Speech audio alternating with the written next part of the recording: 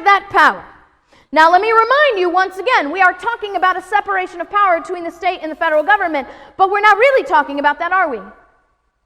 We're talking about principles. The principle of proper governance. Now, I love analogies. So let me do it this way. We are going to pretend, in my analogy, that I have just stolen Ben's car. Okay? And while we're pretending, it's a Maserati. How's that? Okay. I've just stolen Ben's Maserati. Now, do I have the authority to drive Ben's Maserati? No. Do I have the authority to sell Ben's Maserati? If I sell Ben's Maserati, is it a legally binding sale? No, because the power over that Maserati was never legally delegated to me. That means I have no authority legally over that vehicle, and any act I conduct with that Maserati is null and void.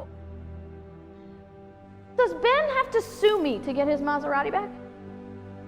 No. He simply has to take the title deed, which is the legal delegation of power over dominion of that property, to the local officials, your sheriff possibly, and then the sheriff has to return it to him as the legal owner. When government uses power that is not delegated, it is stealing that power. These are not just simply unconstitutional acts. They are criminal acts. Because the Constitution is called what? The supreme law of the land. When the federal government is exercising power not been delegated to it, it is violating the supreme law of the land. When you violate the law, what are you called? A criminal.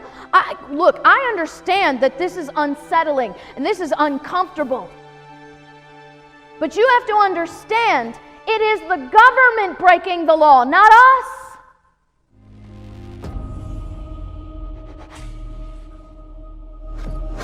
The Constitution of the United States is the supreme law of the land. It says so in the Constitution itself. Article 6, Clause 2.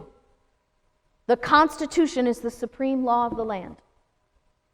Now notice it says the Constitution and the laws of the United States, which shall be made in pursuance thereof, are the supreme law of the land. Notice it does not say every law created by Congress is the supreme law of the land. Do you see that? There is a condition. Because if it's not made according to the Constitution, then the Constitution cannot be the supreme law of the land. Because you see, the Constitution is supreme without any condition, right? This Constitution shall be the supreme law of the land. But the laws made by Congress are only the supreme law of the land when they are made consistent with the Constitution. Now think about this. If a law can be made that's inconsistent to the Constitution, how can the Constitution be a supreme law? It can't. You create a paradox, a contradiction. The laws of the United States, which are made in pursuance thereof, shall be the supreme law of the land, and the judges in every state shall be bound thereby. Now what happens if we grammatically insert some negatives there? Laws of the United States, which are not made in pursuance to the Constitution, are not the supreme law of the land, which means the judges in every state shall not be bound thereby.